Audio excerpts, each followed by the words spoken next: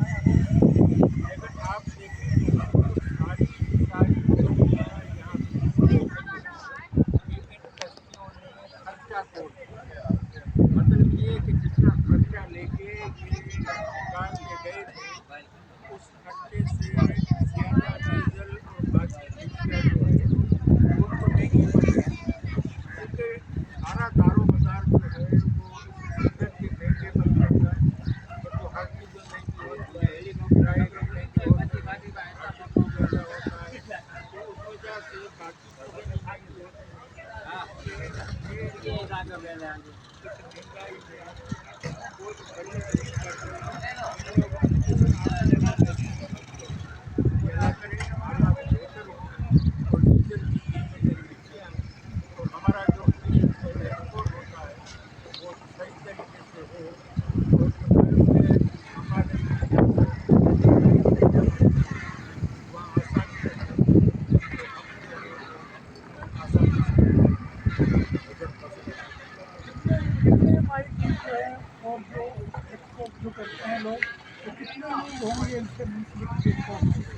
देखिए सिर्फ हम उभरेंगे तो एक गाँव ये जो इसी कश्ती में ये सिर्फ एक कश्ती,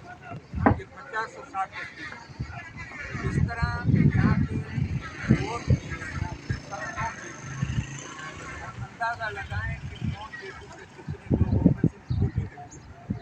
और उसके अलावा दूसरी जो बड़ी कश्तियाँ हैं जिन्हें हम कतरे वाली कश्तियाँ कहते हैं, जो मुर्गी के लिए फीड की बत्तियाँ होती हैं, उसमें एक एक किस्म में 50 से 90 लोग जाते हैं। और उसके बाद जब हम बड़ी लाइन की बात करें तो तो मैं समझता हूँ कि ये सारे के सारे लोग जिनकी तादाद करीबन 4-5 लाख तक जाती है, ये गाँव वाले लोग यहाँ आते हैं, वो आके यहाँ मछली का शिकार करते हैं, पैसे मिलते हैं, घर चलाते हैं, तो उनका नुकसान वो लोग भी उठाते हैं। इस वजह से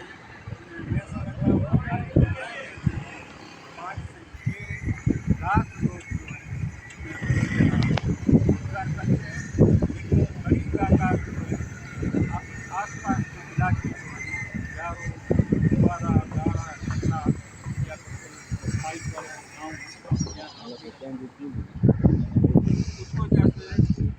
इन लोगों को 4-5 लाख लोगों की फैमिलियों के ऊपर क्या असरात होंगे, तो हर इंसान समझ सकता है कि वो कितनी कितनी आमदनी होती होगी